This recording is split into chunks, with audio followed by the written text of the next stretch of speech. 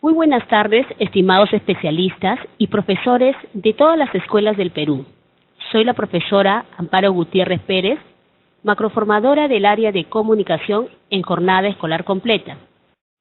El día de hoy estamos aquí para trabajar un tema muy importante: estrategias para la comprensión de textos escritos. La videoconferencia se centrará en 3 procesos de lectura, propuesta en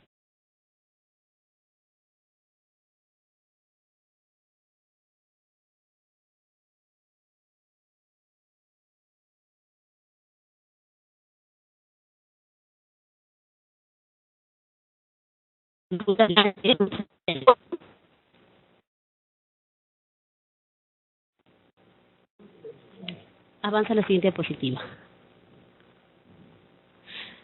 Estas estrategias nos permitirán desarrollar capacidades de recupera, infiere y reflexiona a través de un texto narrativo. Como ya sabemos, la sesión taller número 5 tiene como medio un texto de este tipo. Por ello, es necesario recordar de manera clara y sencilla en qué consiste. El texto narrativo. ¿Cuál es el propósito de un texto narrativo? Su propósito es contar hechos reales o ficticios que suceden a unos personajes en un espacio y tiempo determinado. Todo texto narrativo tiene elementos donde se desenvuelven los personajes principales, secundarios, en un lugar determinado y un tiempo. Es importante que nuestros estudiantes reconozcan cuál es la estructura interna de un texto narrativo. Esta tiene 3 partes: inicio, nudo y desenlace. El inicio.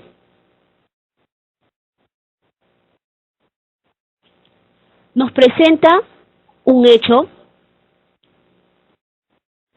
En el nudo se narran los acontecimientos más importantes, se plantea el conflicto. Aquí se encuentra la parte más álgida e interesante de la historia, del cuento o la novela. Y finalmente el desenlace, ¿no? Donde se resuelve el conflicto y se llega a un final que puede ser feliz o un final trágico.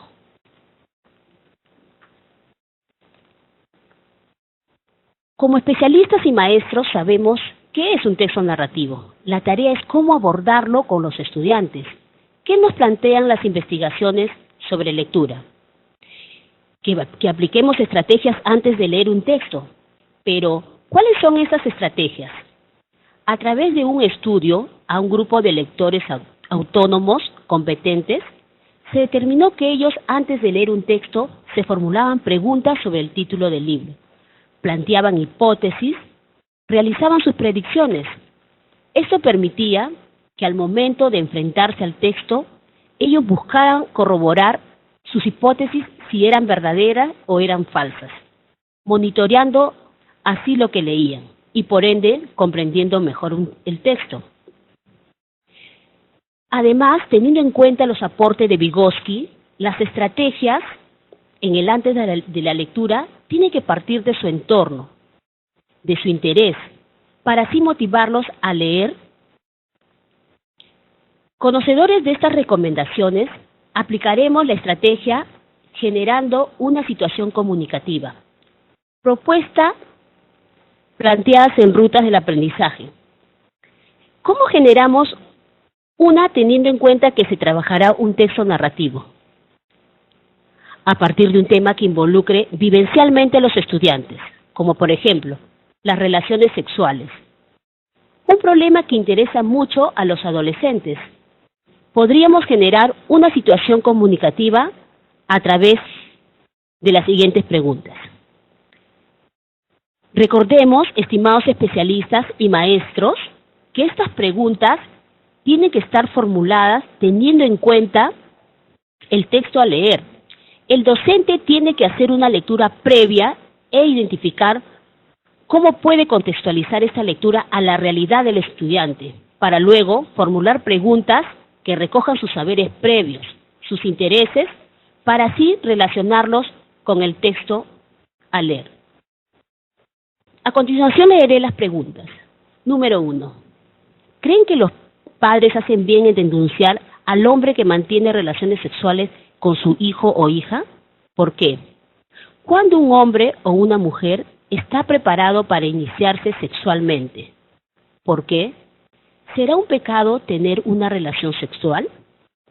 Y por último, ¿ha leído el Evangelio según San Marcos? ¿Qué nos dice el Evangelio? A través de estas preguntas se pretende generar una conversación con los estudiantes, que opinen, que digan lo que piensan, lo que sienten sobre este tema.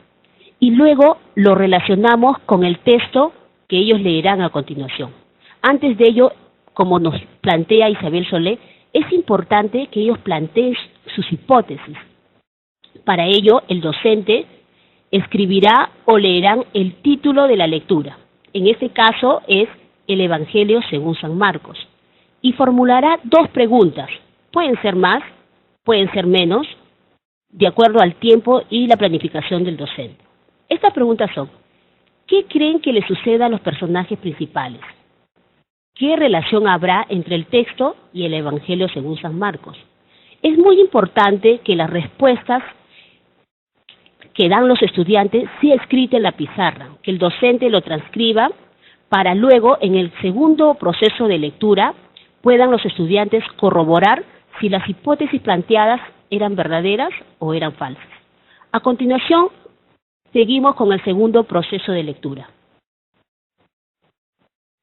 Durante la lectura, es importante que el estudiante aplique alguna técnica, y como ya es muy conocido y muy sencilla, en esta ocasión aplicaremos la técnica del subrayado, que permite localizar la información relevante. Hay que recordar que el objetivo de esta sesión, taller número 5, es que los estudiantes desarrollen 3 capacidades, que es recupera, infiere y reflexiona. La técnica del subrayado nos permitirá trabajar con la primera capacidad, que es recupera, pues las respuestas están de manera explícita en el texto. Durante la lectura, el docente pedirá que el estudiante haga una primera leída de manera silenciosa y puede ir corroborando sus hipótesis que están escritas en la pizarra. Luego, el docente formulará las siguientes preguntas.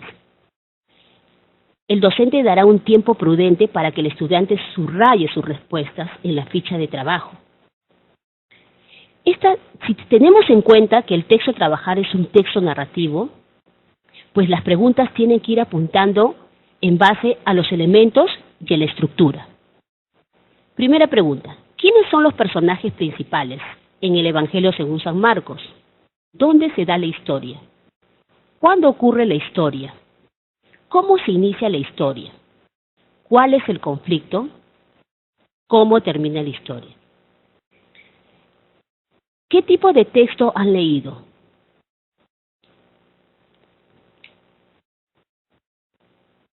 ¿Qué tipo de texto han leído?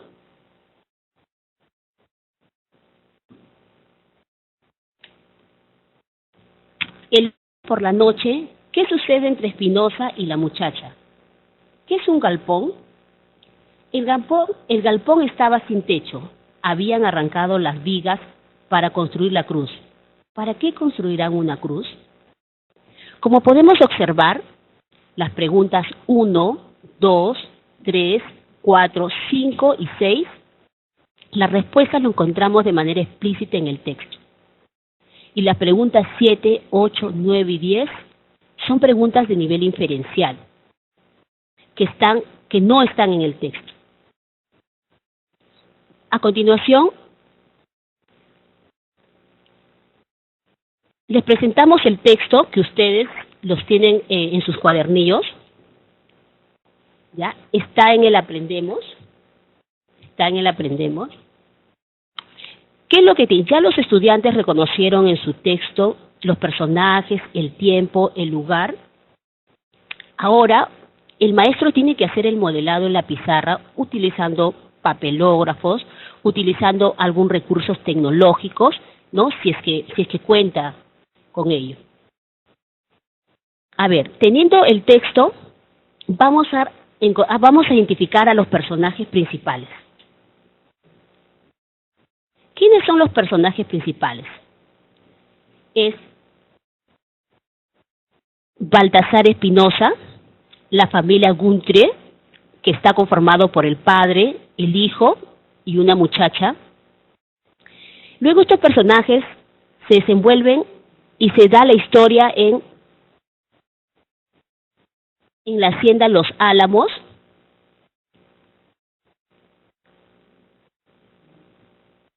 En una tarde de marzo.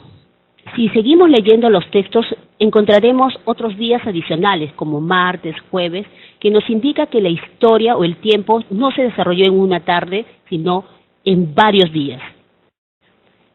Los tres personajes, lugar y tiempo son los elementos, que es muy importante que el estudiante reconozca. Ahora vamos con la estructura.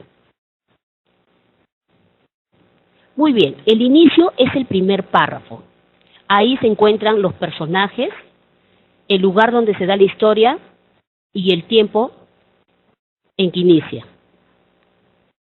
La segunda parte de la estructura narrativa es el nudo, que va a empezar en el segundo párrafo y va a terminar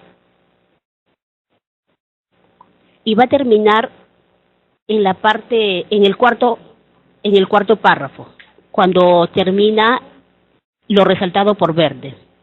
Pero es en la parte resaltada donde son las acciones más importantes, donde se desarrolla la trama, el nudo específicamente. A continuación voy a leerlo, esa parte. El jueves en la noche lo recordó un golpe suave en la puerta. Se levantó y abrió. Era la muchacha. En la oscuridad no la vio, pero por los pasos notó que estaba descalza y después en el lecho que estaba desnuda. Cuando ella se fue de la habitación, no le dio un beso. Esta es la parte más importante del texto, pues va a dar origen a un conflicto que se tendrá que resolver en la parte final. La tercera parte del texto narrativo es el desenlace, que se va a iniciar con un diálogo directo y va a terminar con el enfrentamiento entre el adolescente y la familia Guntrie, que a continuación leeré. Los tres lo habían seguido, lo insultaban, lo escupieron y lo empujaron hasta el galpón. Espinosa entendió lo que le esperaba del otro lado de la puerta, cuando la abrieron y vio el firmamento. El galpón estaba sin techo y lo habían arrancado para construir la cruz. Así termina la historia. Podemos inferir qué sucede con el adolescente, cuál es el motivo por el cual lo insultan. No nos dice el texto, pero sí podemos inferirlo, ¿no? A continuación, vamos a plantear estrategias después de la lectura. Es importante destacar que el desarrollo de la comprensión de textos escritos no se reduce solo a preguntas con fines de evaluación de lápiz y papel, sino que pueden ampliarse a otras situaciones como discusiones entre pares, conversatorio abierto en el aula, tertulias literarias, organizadores gráficos, etc. A continuación, los estudiantes reflexionan sobre el actuar de los personajes. Les vuelvo a hacer recordar que la sesión de aprendizaje está enfocada en desarrollar tres capacidades, que es recupera, infiere y reflexiona. Durante la lectura se enfocó en las primeras dos capacidades, que es recupera e infiere, y en el después de la lectura nos enfocaremos en la capacidad de reflexiona. El docente tendrá que escribir acciones observadas en una tabla. Luego, el estudiante tendrá que reconocer cuál es el nombre de los personajes que hace esa acción. y planteará su opinión sobre su actuar. ¿Qué opina? Por ejemplo, la gotera amenazó la casa del capataz y Espinosa le dio una habitación. ¿Quién hace esa acción? Espinosa, el joven. ¿Cuál sería una posible opinión, ¿no? Es un ejemplo, ¿no? Es una persona buena, solidaria, que se conmueve frente a la necesidad. Esta tablita nos serviría para trabajarlo en un primer momento. Ya en un segundo momento, a través de un plenario, los estudiantes comparten sus opiniones, se debaten, intercambian ideas, se contrasta, pueden estar algunos de acuerdo, otros no, pero es importante trabajarlo en un primer momento para que los estudiantes tengan que decir al momento de hacer un plenario o hacer un conversatorio. Vamos a continuar con 2 ejemplos más para concluir esta videoconferencia. Era un golpecito suave en la puerta que él siempre cerraba con llave. Se abrió y era la muchacha. Entonces ahí el nombre de los personajes puede ser el joven y también la hija del capataz. ¿Qué opinan sobre la actitud de la joven que va, toca la puerta del cuarto, ¿no? Entonces, un posible ejemplo es: la muchacha no debe ir al cuarto de Baltasar porque eso traería problemas, ¿no? Puede haber diferentes opiniones. La idea no es juzgar lo que los estudiantes puedan opinar, sino escucharles y darles apertura al diálogo. Y como tercera acción observada, lo insultaron, lo escupieron y lo empujaron hasta el galpón. ¿Quién realiza esa acción? El padre y el hijo, ¿no? ¿Qué opina sobre esa acción del padre y el hijo de querer insultarlo, de escupirlo, ¿no?, al joven, ¿no? Entiende el fastidio de los padres, pero la violencia genera más violencia. Eso puede ser una postura en nosotros como maestros, pero también darle la oportunidad de cómo piensa el estudiante frente a estos actos de violencia, ¿no? Y poder guiarlos y aconsejarlos y guiarlos en busca de una cultura de paz dentro de la escuela. Bueno, estimados especialistas y maestros de todas las escuelas del Perú, les agradezco por el tiempo brindado y cualquier pregunta estamos dispuestos a absolverlas a través del chat. El equipo de formadores de comunicación les agradece por su participación y su tiempo brindado. Además de la preocupación que diariamente muestran por querer seguir aprendiendo, por querer seguir mejorando y brindar un servicio de calidad para mejorar los aprendizajes de nuestros estudiantes. Estas estrategias, este PPT será enviado a su correo de todos los especialistas y también colgados en la plataforma de jornada escolar completa para que lo puedan distribuir y compartir con quienes ustedes quieran.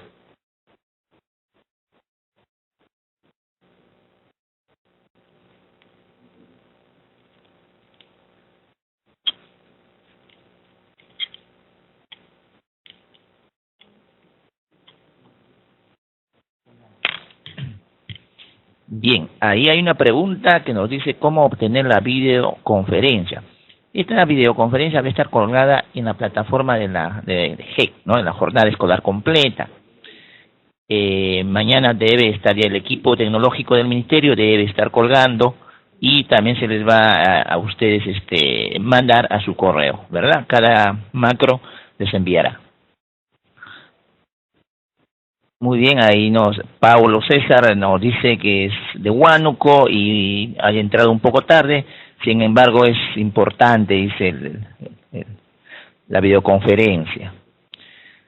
Si tienen alguna otra pregunta, estamos nosotros gustosos para poder absolverla y darles nuestras experiencias, nuestras sugerencias, para que ustedes también en su labor permanente puedan de la misma manera sugerir a sus profesores de las rutas que les corresponde. Bien, parece que ya no hay mayor pregunta, entonces solo queda despedirnos. El equipo de comunicación de formadores macrorregionales les dice muy buenas noches y que continúen trabajando con ese tesón que les está caracterizando.